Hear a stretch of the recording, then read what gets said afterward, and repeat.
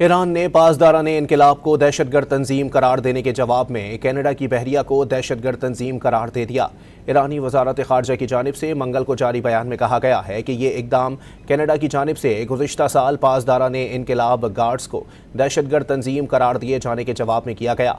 Canada का इकदाम बैनुल-अक़वामी कानून के बुनियादी उसूलों के मनाफी है, जिसका जवाब देना नागुज़ीर था। ईरान ने पासदाराने इनकलाब को दहशतगर्द तंजीम करार देने के जवाब में कनाडा की बहरिया को दहशतगर्द तंजीम करार दे दिया। ईरानी वजारत खारजा की जानिब से मंगल को जारी बयान में कहा गया है कि ये इकदाम कनाडा की जानिब से गुज़िश्ता साल पासदाराने इनकलाब गार्ड्स को दहशतगर्द तंजीम करार दिए जाने के जवाब में किया गया।